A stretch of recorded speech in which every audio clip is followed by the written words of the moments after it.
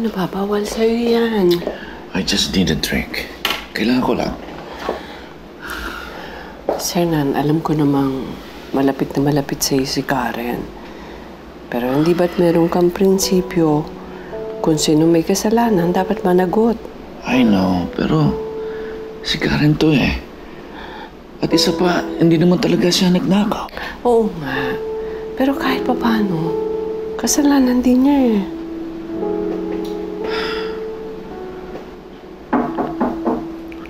Dali. Oh, Berta, bakit? Ma'am, kanina ho naglilinis ako. Nakita ko to sa kwarto niya. Diamond earrings ko. Saan mo nakita yan? Eh sir, dun ho sa gilid ng kama, baka ho nalaglag. Kung gayon, hindi ninakaw yan. Hindi nga. Nako. Nagkamali tayo, Carmela. Pasensya na. Sorry. It's alright. It's alright.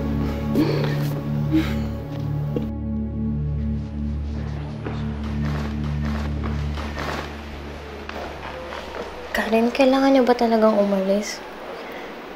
Mas masaya kasi pag nandito ko eh. Oo, Ana. Kailangan talaga namin umalis. Masyado na ako nahiya sa nangyari eh. Ikaw na lang ang magpaalam kina lolo't lola para sa akin, ha?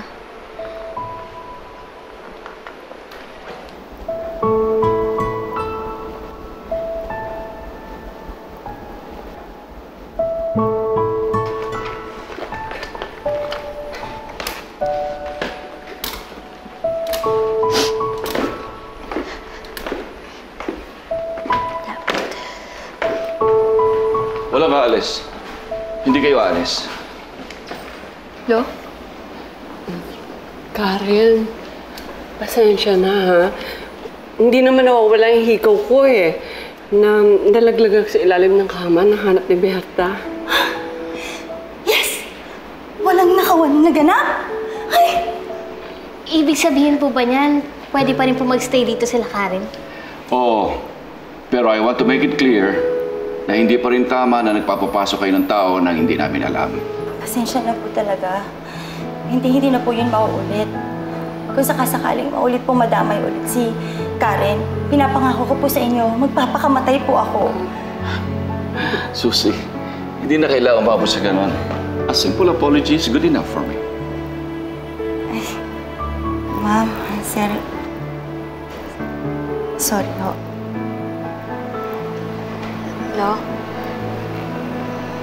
Sorry po talaga. Hindi na po mauulit. Dapat lang. Dahil ayokong umalis ka rito.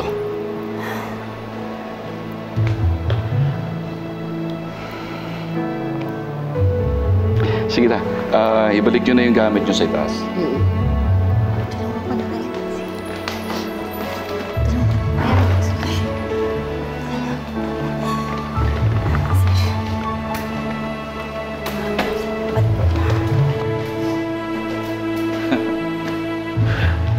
Talagang paborito mo si Karen, ano? She makes me feel alive.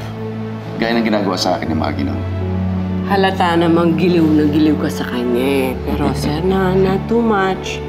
Baka mamaya eh, maabuso yung kabaitan mo. Don't worry. Hindi gagawin sa akin ni Karen yun.